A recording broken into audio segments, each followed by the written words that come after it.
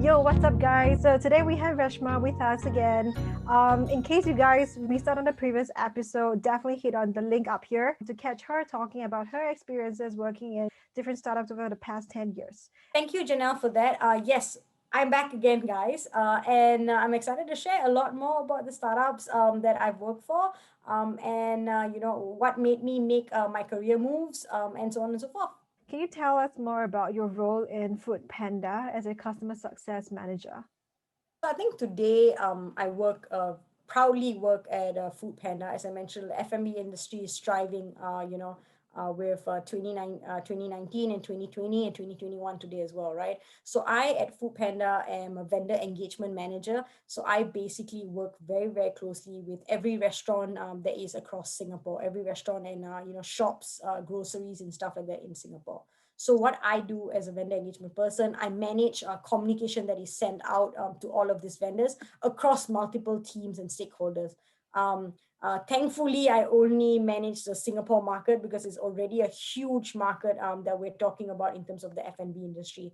To my surprise as well, F&B was a big thing which I didn't know about. And very, very thankful that I joined the company last year, early last year, just before COVID, actually. The growth has been exponential. So now talking about my role is very, very similar to basically customer success, right? Because I'm talking to the users every single day, which are the vendors that are selling on our platform, right? So they have their day-to-day struggles with the offline market. And now how do we kind of help them with their process, to get them online firstly, and obviously to simplify the issues that they have, offline, right? Because what differentiates the offline and the online? Because they're not ending their process with selling offline. Their restaurants are still open, dining is still available, takeaway is still there. But then now, how do you kind of educate them or create awareness to tell them that, hey, the online market is also a big market that you can tap on, right? But this works in any role, doesn't have to just be Foodpanda. It can be any role that I've done. How does the offline versus the online kind of come into play as well? Maybe this can be another topic that Janelle and I talk about, offline versus online as well, right? So now that is customer success. Now let's talk about account managing on the lopsided. So with account managing, it basically you're managing or rather developing strong relationships with your clients, right? The clients can kind of differentiate from, I would like to say, small companies to just bigger brands as well, right? You obviously have to answer a lot of client questions as well because you are connected to certain brands, right? So, example, a company might give you 10 clients or 10 companies that you have to work on, or 10 brands that you have to work on, and so on and so forth. Lastly, you also, as an account manager, have to constantly present business opportunities and ideas to these clients, right? So, to some extent, there is a certain level of sales involved as well because you're selling something to them. So I think for me personally, I like the customer success part more because I'm talking about problem solving. I'm talking about retention. I'm talking about what makes them happy. I'm talking about simplifying their problems. Obviously, there's a lot of communication that comes involved as well. So that is something that I talk about. And I think I like that better. And I think, as you can see from this conversation, I definitely like explaining and sharing, so that comes into play with customer success as well. Definitely. So, can I also ask, customer success and account managing, are they part of the same department, or is account managing part of the sales department and customer success is part of like the retention department, so to speak? Um, Again, differs from startup to startup, right? Smaller startups, it's kind of like a mash. It's just like example under commercial or under marketing. It goes sales and marketing comes together, right? Mhm. And then for a bigger startup, there's obviously a lot more breakdown in terms of the department and stuff like that. So like customer success can actually go into like a whole CX, customer experience team, right? And like vendor experience. So at Foodpanda, we are like vendor experience, VXP, so vendor experience team. And then account managing is actually under commercial or the sales department, right? So that is also another department. So I think it differentiates from startup to startup and stuff like that. Doesn't Again, to me personally, it doesn't really matter which department you're part of. I think it's just more of the role that you're doing, and what is your day-to-day activity that you are meant to kind of carry out, kind of thing. So You have been in different industries, e-commerce marketplaces and consumer staples, as well as job linking platform, to name a couple. So can you just share a little bit more about how is working in different industries different? I think with every industry, it kind of brings a different flavor, right? Because we're talking about the different target markets or segmentation. It obviously involves a different issue and problem that we're trying to solve. I think today is something that we discuss a lot about problem solving, a lot of catering to the different customers and users that we talk about every single day, right? And again, in startups, if you're from the background, you would know that every single day we always talk about a problem that we're trying to solve. What are the problems that people are going through, and based on that you kind of tap onto that problem and make it something positive, which is building a product or a platform that can simplify the problems that we as humans have today, right? Um, so even if two startups, let's just talk about two startups that may necessarily come from the same background, come from the same industry, their business model is the same, their issue that they're trying to solve is the same, but do know that the USP will differ, right? The style of the company it operates in differs as well, right? And all that energy that you bring in a startup, users will feel that energy right within, right? Because they are using that application, or they are using that product that you have created, and they see that baby that you have created. So that actually differentiates one startup to another startup. And obviously the target market will be the same. Your competition is it's big, but it's still different, right? So actually what differentiates one startup from another, I have a few points where we're talking about the scope of what you're trying to build is different, right? So maybe some people, like as I mentioned earlier, some brands in India only cater to the Indian market, and they are not even bothered or looking to move out of India, right? Or but then a similar startup, maybe in Singapore, but building it for the Southeast Asian market. So now, how do you say, whether this startup or the one in India is better, right? It's just catering to a different market. Second, the rate of growth is something that we talk about. So how fast you are building your brand, right? Do you only do like one country per year? So you do like Malaysia 1 year, then you go into Singapore, then you go into Indonesia, or do you do all three brands within all three countries within a year? So these are also the growth that we're talking about, that differentiates from one brand to another brand. Next, we're obviously talking about profitability. How much are you making? A lot of brands may not be making money, but there's still a valuation to where the company is. So that's something that a lot of founders or investors talk about. Next, we're talking about life cycle, right? So from the early adoption to actually an mature group of users to a mature market, what is the life cycle that you're talking about, right? What is the onboarding process? How fast do you onboard a particular user? And after the user gets onboarded, what is your retention plan like? How long are users actually going to continue using your application? Is it or product? Is it going to be a one-off? Is it going to be a consistent thing? So on and so forth. And lastly, again, I may not know a lot about this, but I definitely know that the technology every product or platform uses is different as well, right? Because how much faster does your application works, or how much simpler does your application works, and where are you storing your data, or what kind of product are you using to code the information that your application or product comes from. All of that kind of changes as well for the technology side. Okay, thank you for the insights. Or traps that start up get wind up. No, Okay. what? I'm sneezing, cannot. From your experience, what are some of the common mistakes or traps that startup get wind up into?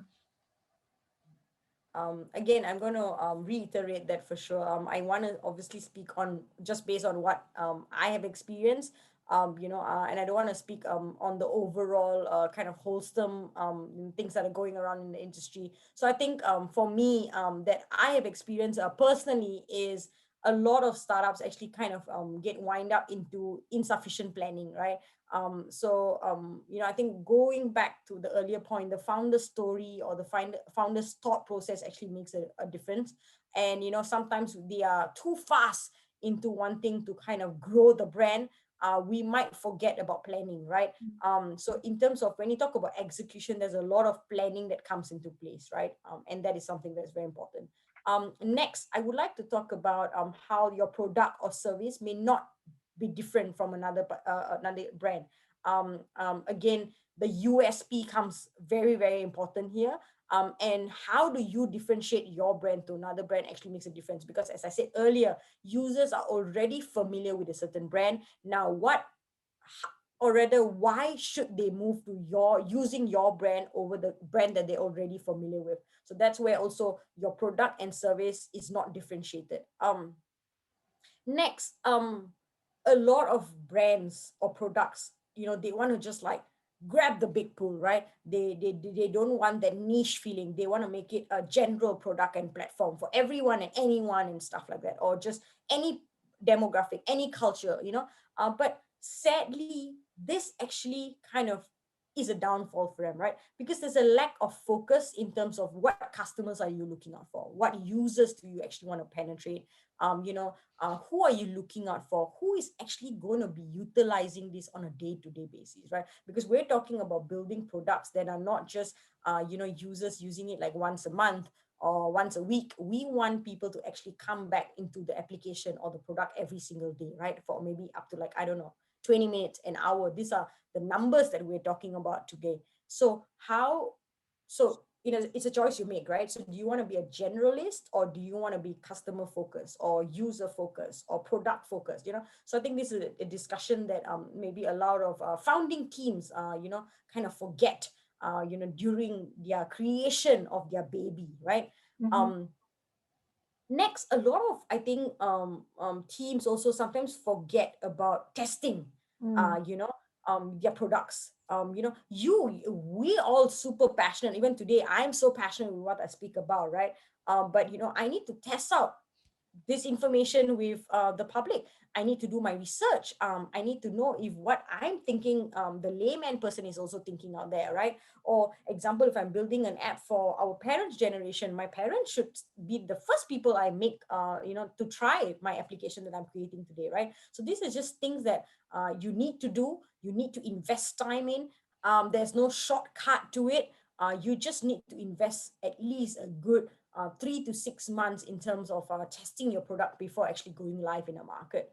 Mm. Um, I also want to kind of touch on one last point, which we've been speaking about, I think, since the beginning. The founders, the founding team actually plays a huge, huge role, right? That because of leadership failure or just bad execution in general, that can actually be a trap, or mistakes that we actually make when building a team, right? Again, not blaming it solely on the founders and the founding team, but because we're on the topic of startups and early stages, these are the people who kind of build the foundation or lay the foundation before employees can come in or teams can come in. And do know that the teams and employees that come in are kind of looking up to this, the founding team as a role model. And they are looking up to the founding team to kind of give them that guide on what to do next, or where to go next. And that is why the founding team, I think I mentioned them quite a bit as well. Definitely, definitely. And I think as founders, it's so difficult because there's always a very fine balance between profiting, like generating revenue, and to engage your customers in a one-to-one basis, right? It's always about like having the stress and burden that your investors are telling you, oh my gosh, you got to bring in money quick. But at the same time, as a founder, you want to build something that it's um it's truly, I don't know, like useful and beneficial to every single user, right? So it's hard, the balance and between it's being also user and focused it's and also that fine line of burning money to profiting as well, right? Because every single yeah, day we're burning money, and if you're going to keep, like I said earlier, to mention 3 to 6 months of research, that is basically burning money, because you're not going to market in the 3 to 6 months, but you're kind of building your brand silently at the back, with research and user testing. So I think these are just opportunity costs that a lot of the founding team actually kind of worries about, or stresses about, and that is where that finding that balance, here versus here, and kind of doing both at the same time, or I think I would like to say trying to do both parallelly, that also can also be an issue from time to time. Exactly, exactly. And also, as founders, they have their challenges in terms of finding the right investors as well. First, they need to attract investors, but at the same time, they have to choose the right investors for them too. So the investors have to be on the same page and have the same sort of like plan Yes. as to when they should be then generating revenue as well. So yeah, it's definitely a hard job to do. So, with the world evolving so quickly with change as the only constant, what do startups have to do to thrive, in your opinion? I think it's very, very important that you prioritize results, right? So results, what I mean by results is basically looking into the data, right? So data can come in many different forms, right? So one is obviously going out there and doing a survey. That's as simple as it can be, right? Secondly, sending your products to maybe 20 different micro influencers across a different country and telling them, hey, review my product.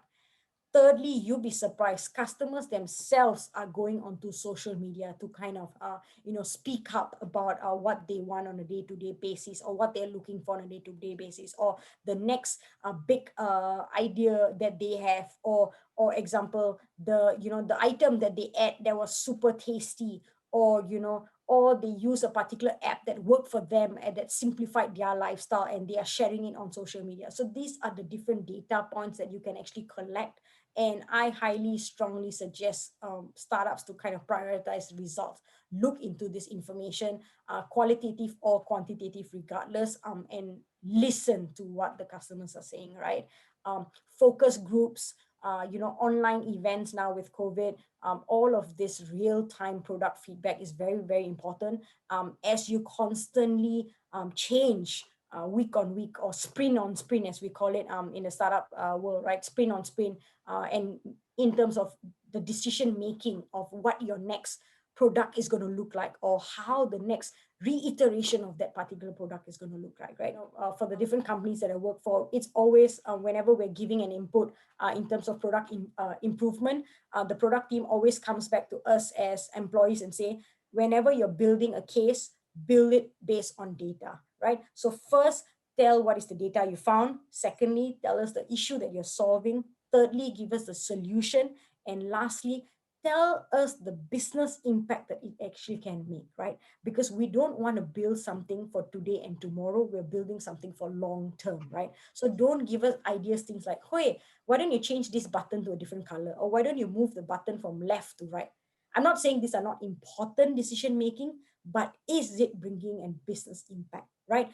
Versus an idea, things like, hey, maybe we should put a payment system or wallet system in our application, or maybe we should have a braille system in our application, something for the blind. So these kind of things are actually making a business impact. These kind of things are actually reaching out to the bigger audience, or a different audience that we may not necessarily already have on our platform. So this is how the thought process is for different brands, right? Next, we talk about creativity, and creativity is something that you definitely should have, right? Younger generation to the older generation, different people are using the app that or product that you have created, and therefore creativity is something that's very important. How do you differentiate yourself to another existing product that is already in the market? That constant awareness that you should have towards your core value is also very, very important, not deviating from that, right?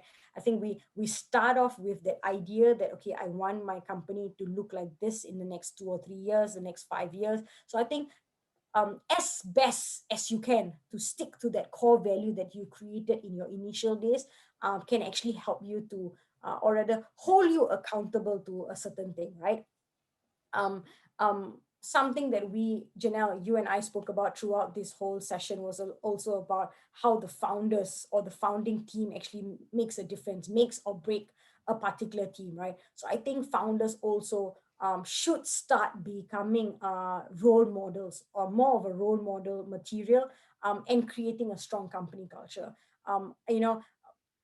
Someone out there might just say, hey, Reshma, you've never been a founder, you wouldn't know the struggles, but I've worked for founders that has made an impact in my life, or I have worked for founders who did not make an impact in my life. And today I, as a manager, leading a team, I tell myself or remind myself constantly that this founders made an impact in my life, and what was the takeaway from them, that skill set that I take away from them, that I want to constantly impart into the team that I'm building as well, right? So these are things that can actually in the long run make an impact into the individuals that are working for you, right? Whether they still work for you or they moved on to their next challenge as well, right? um, Next, when you're talking about startups thriving in a certain space, you must have deep knowledge of the market that you're building your brand in, right? If you think of that the app that you're building is for the Indonesian market, because that's a problem that you're solving over there, then do have a deep knowledge of the market. If you think having a local person actually makes a difference, then have a local person on your team to actually give you that localization input that is much needed for your application, right? Something I mentioned earlier as well, right? Because I know we talk a lot about like, oh, how a startup should be and this and that is a, but that social skills that a person can actually bring to a table is a whole different ballgame altogether, right? That passion, that determination, the discipline that you have every single day of wanting to make a difference. All of these are things that has to come within, has to come with experience, obviously, has to come with conversations that you have with the close ones. And these are things that you should pick up on before kind of thriving into a startup, right?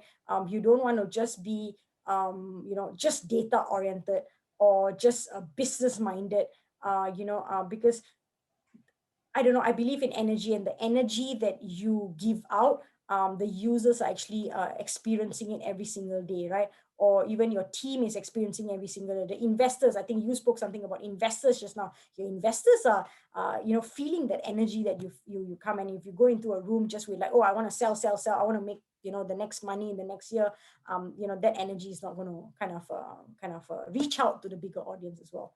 And I think just to round off this particular question is execution, execution, execution, right? We started off the conversation with why startups, the no lepak culture, the chiong culture, and that is what startups is all about.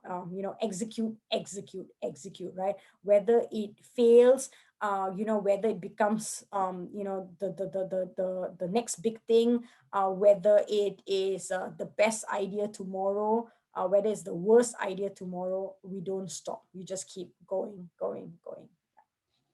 All right. Thanks, Reshma, for sharing your insights on working with startups. And I'm pretty sure this has served as a very good guide for people who have never worked in a startup company before.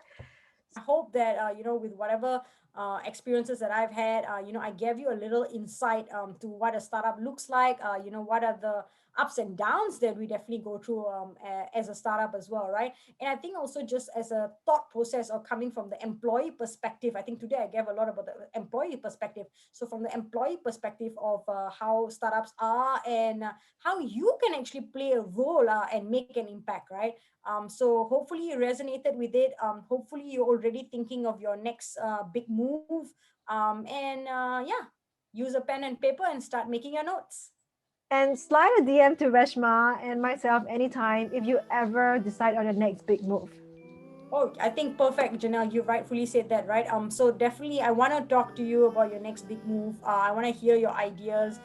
If I can give you some input, or maybe be even your first user, to kind of give you my feedback, why not? So yeah, please slide into our DMs. Yeah, please. Okay, so hit like and subscribe if you like the content, and definitely catch you guys in the next episode.